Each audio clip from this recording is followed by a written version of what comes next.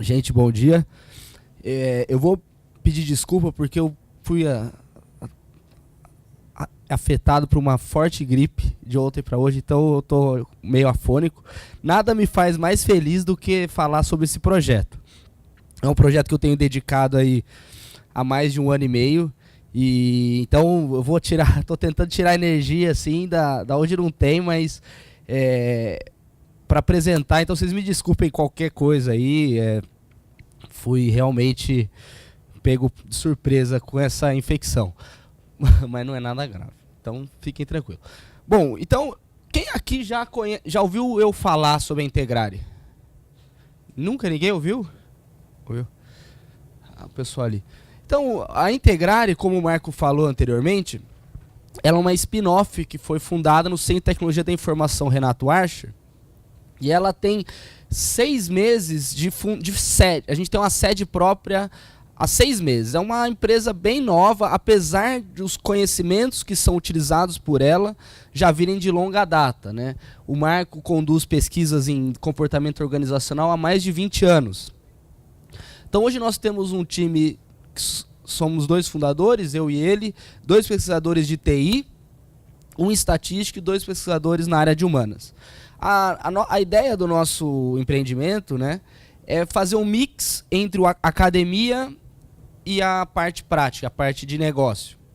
Então o Marco entrou com todo o viés acadêmico, o viés de pesquisa, e eu trouxe o viés de mercado, a parte mais voltada para comercialização.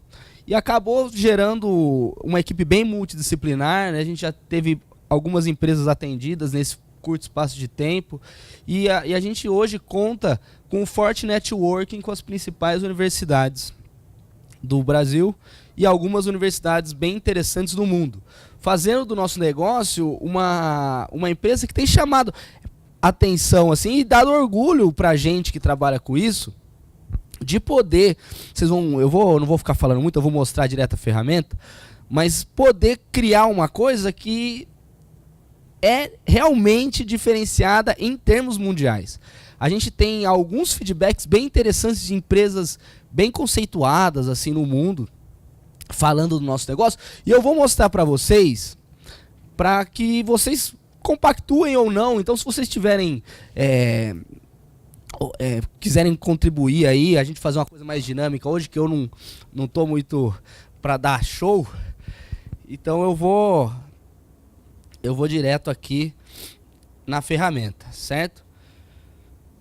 Então vejam vocês, isso aqui é uma plataforma web, é tipo a ideia é criar tipo um Facebook de análise. Então você entra, você não precisa instalar nada no seu computador, você não precisa baixar a licença, não precisa baixar nada. Isso aqui é a interface de upload de dados, né? O nome é upload de dados. E ele fica na web, então ele está aberto até o fim do mês. A gente começa a comercializar isso aí no final do mês. É simula.online.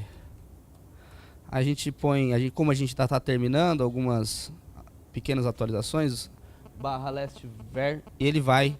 Qualquer um que digitar isso aí hoje consegue acessar. simula.online/lastver. É a última versão. Então você tem uma estrutura de dados que você tem que criar aí para trabalhar. Eu posso até entrar nesse detalhe aí com vocês logo.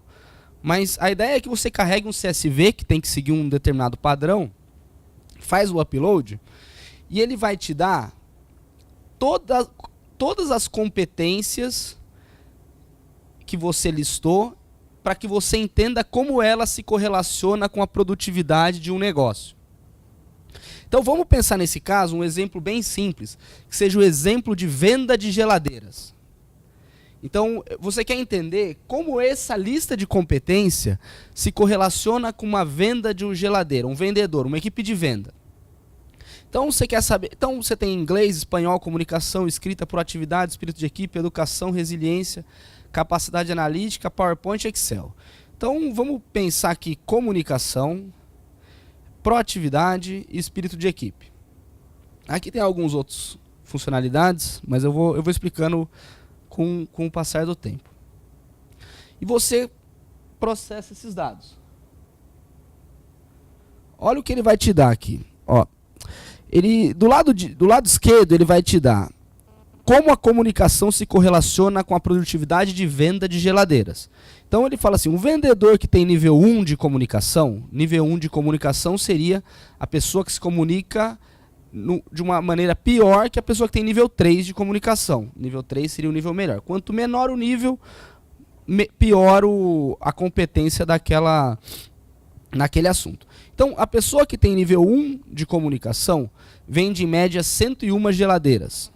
A pessoa que tem nível 3 de comunicação vende em média 129 geladeiras. E a pessoa que tem nível 2, 17.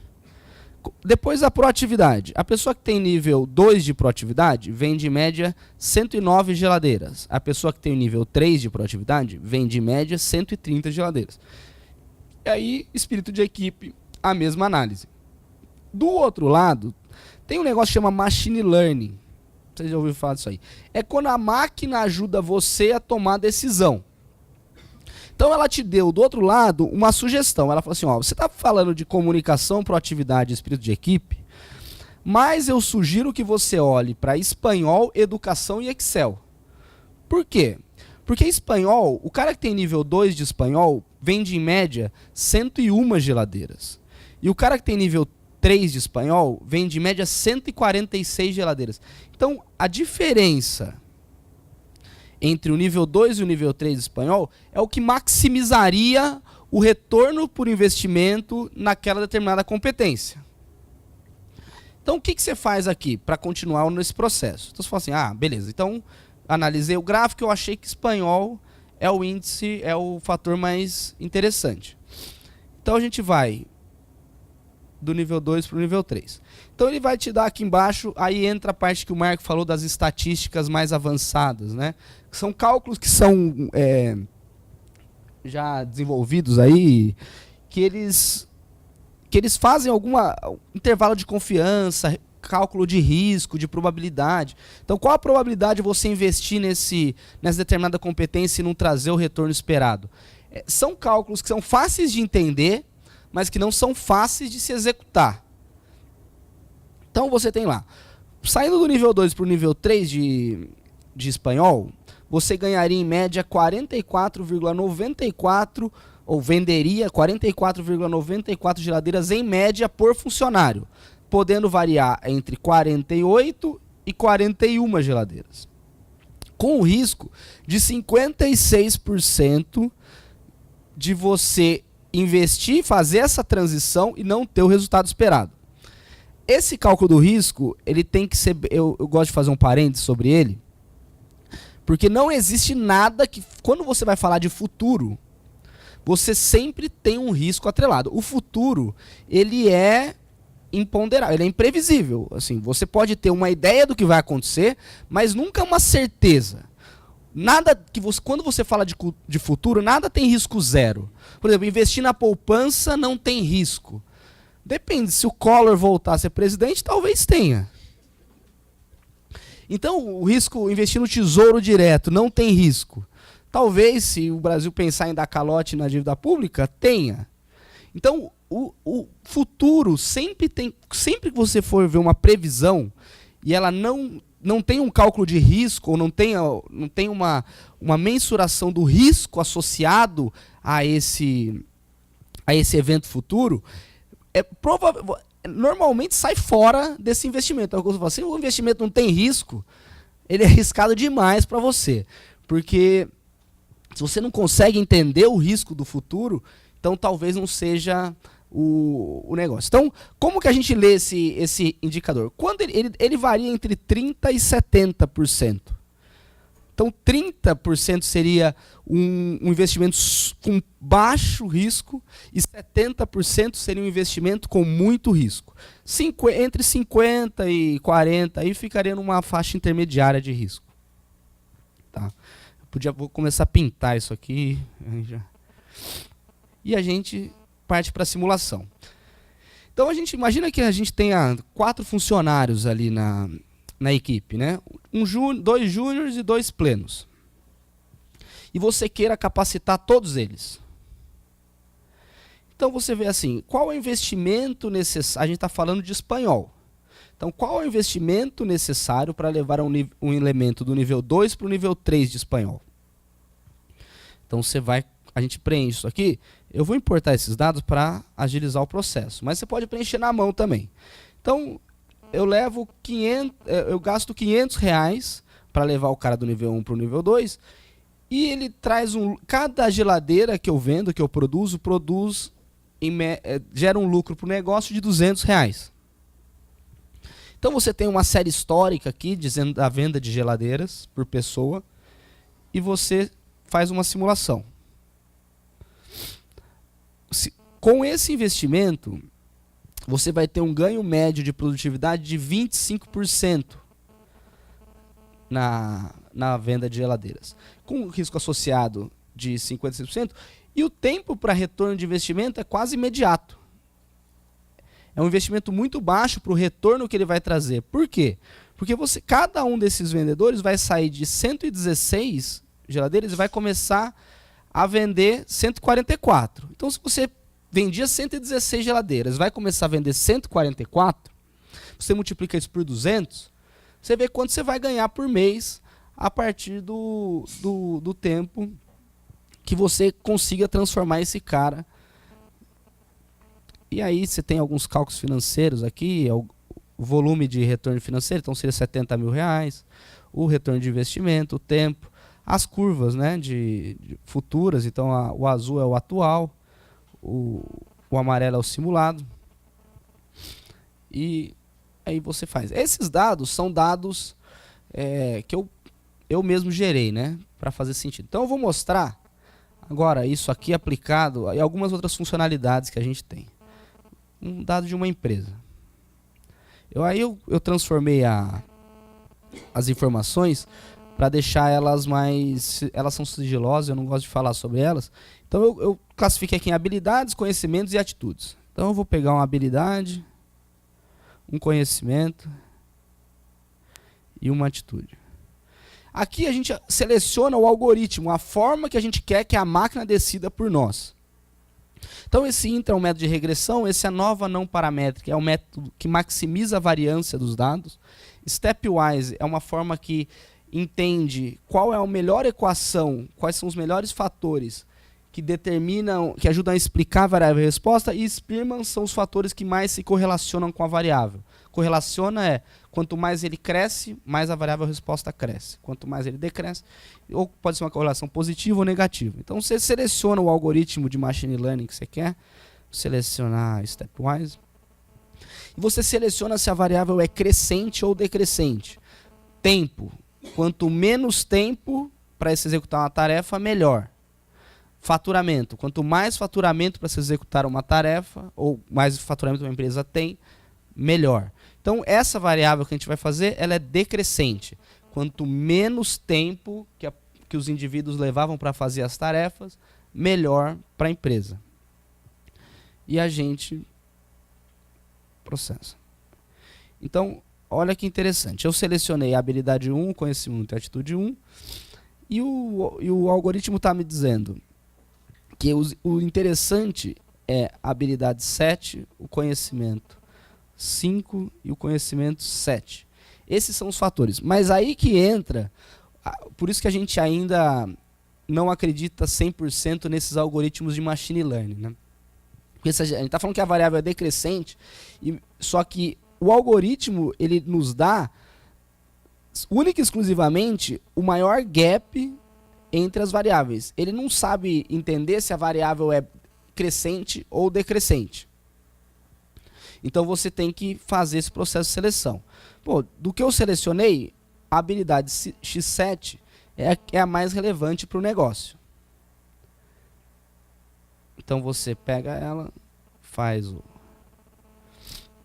Então ele para cada funcionário que você sai do nível 2 para o nível 3 nessa habilidade, você tem um ganho de 13 mil segundos no tempo de execução dessa tarefa, podendo variar entre 15 mil e 6 mil. Então tem uma variância muito grande, por isso que o risco é um pouco alto. E aí o processo de simulação, você tem o nome dos funcionários, fala, eu quero selecionar o Rafael Temer. Rafael Temer é foda, hein? Foi pegadinha aqui, hein? O Denis Gaspar, você seleciona quem você quiser, mesmo processo, mesma coisa. Aí, para finalizar, eu quero mostrar como essa solução se aplica a casos que não são único exclusivamente do meio empresarial. Então eu fiz um estudo aqui para o meu amigo Josué, que mostra a correlação entre a educação e o PIB per capita das cidades. Como que investir em educação pode ajudar no desenvolvimento do PIB per capita de uma cidade. E aqui a gente pode utilizar essa plataforma. Então aqui eu tenho inscritos no ensino infantil, conclusão do ensino fundamental, inscritos no fundamental, inscritos no ensino médio, conclusão no ensino médio. Então a variável é número de habitantes. Os fatores foram criados assim. Número de habitantes que a cidade tem em idade escolar versus o número de inscritos. Então, era o número de inscritos no ensino infantil dividido pelo número de crianças que o município tem em idade para cursar o ensino infantil. Conclusão do ensino fundamental é número de alunos que cursaram o ensino fundamental dividido pelo número de crianças em idade escolar do ensino fundamental. Então, eles são todos padronizados para que não tenha questões do tipo, a cidade como São Paulo tem muito mais gente que conclui o ensino fundamental, em volume de pessoas, mas percentualmente, talvez você tem que fazer uma ponderação para entender e padronizar todas as cidades. Então, imagina que eu queira ver aqui os índices de conclusão de ensino. Então, eu vou para a conclusão do ensino fundamental, conclusão do ensino médio e conclusão da graduação. A variável é crescente, então, quanto maior o PIB per capita, melhor. E eu faço a mesma dinâmica. Então eu falei de conclusão do ensino fundamental, conclusão do ensino médio e conclusão da graduação. Olha que interessante esses dados aqui. O ensino médio, quando a cidade sai do nível 1 de conclusão do ensino médio para o nível 3, o PIB per capita, vamos ver quanto que ele fica aqui.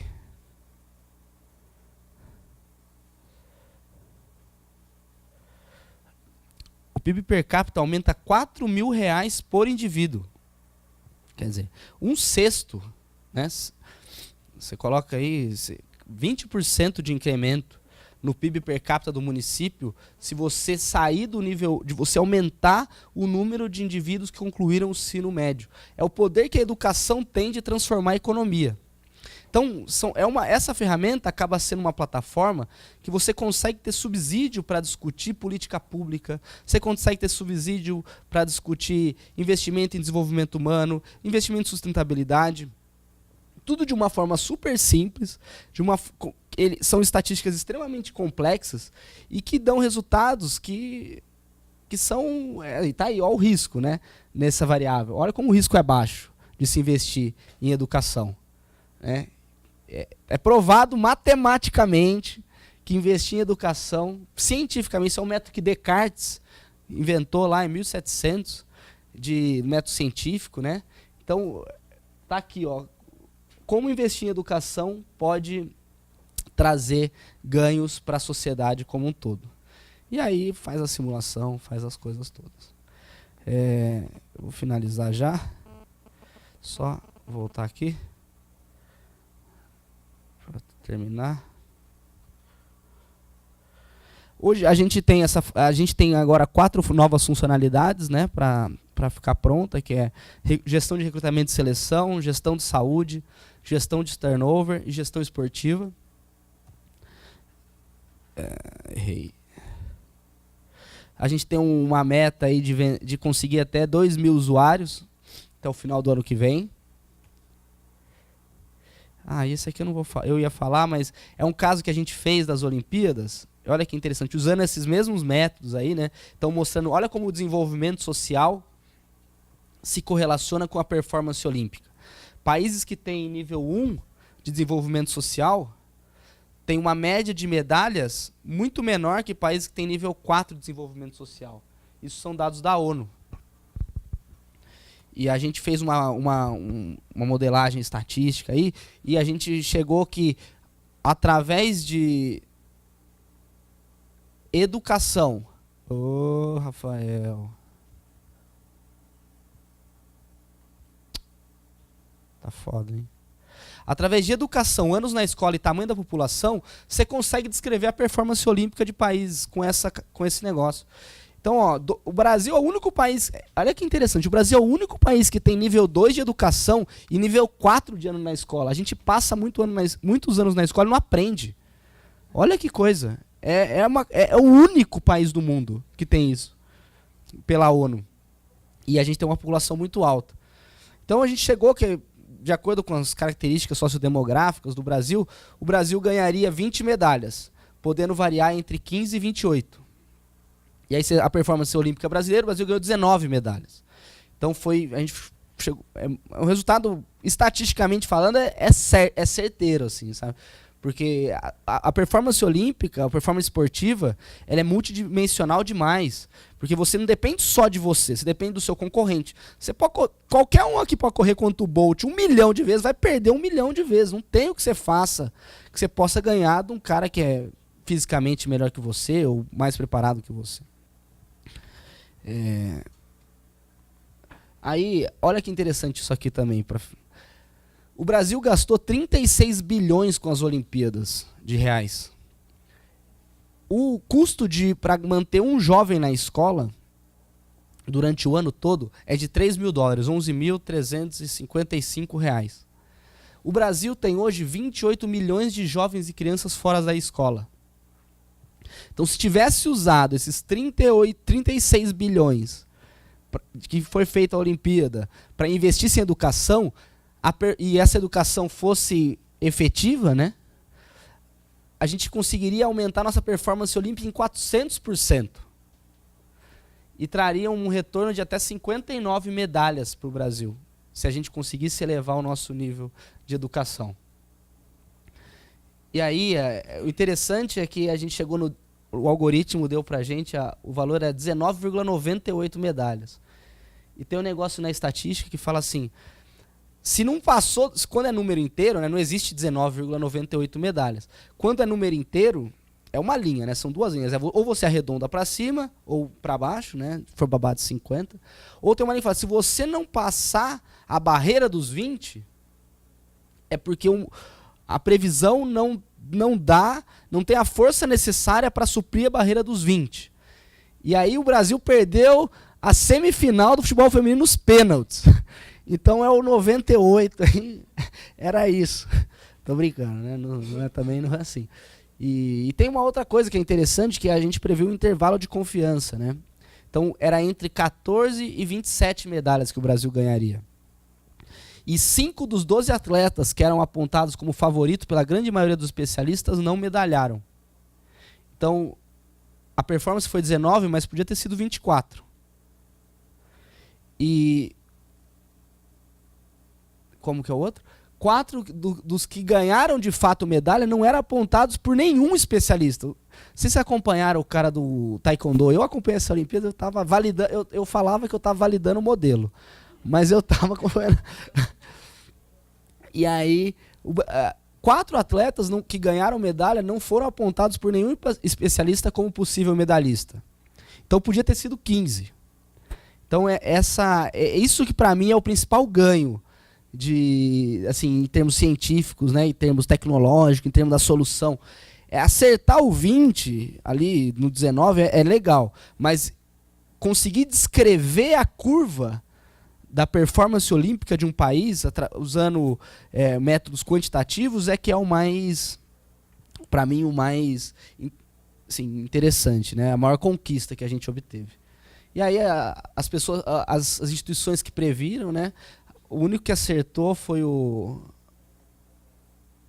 Sports Illustrated, mas ele acertou 19, só que ele fez atleta por atleta. E dos 19 atletas que ele falou que ganhou, iam ganhar, só 10 ganharam. Então ele errou 50% da previsão. Apesar de ter acertado o número, ele errou 50% dos atletas que ele falou que iam ganhar medalha. Aí, umas instituições um pouco menores que a gente, como o Goldman Sachs, o COB, assim, eles erraram mais.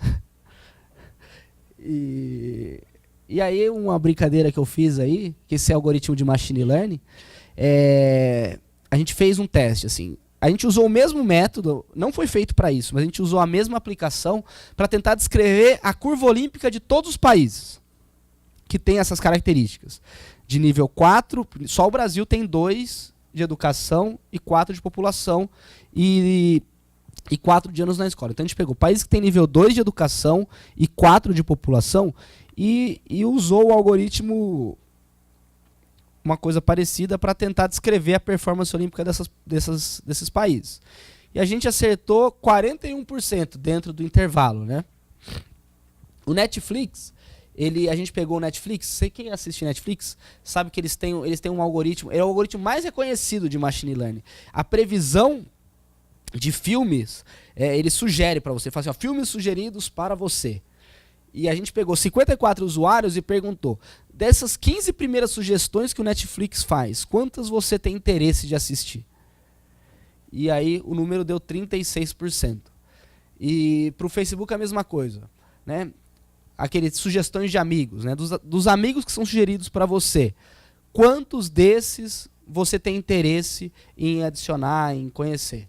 E apenas 31% do resultado foi... Esse é um teste empírico, né? Não foi uma amostragem científica nem nada, mas dá para entender também o nosso. Então, dá para entender que a gente está no mesmo nível de empresas consagradas que têm essa tecnologia. A gente consegue resultados muito interessantes de padrão mundial. E tudo financiado pelo Estado, financiado por pesquisa, financiado por políticas públicas. E para mim é um grande prazer poder falar sobre isso, uma honra, e fazer parte da equipe do Marco e conseguir ter resultados tão efetivos assim. Acho que é isso. Meu e-mail é esse. Se alguém quiser conhecer mais sobre o software, falar sobre possíveis soluções que se adaptem à empresa de vocês, ou à instituição de vocês, instituições públicas, entre em contato que eu teria o maior prazer de ter uma conversa mais longa e poder explicar com mais detalhes. Obrigado, gente.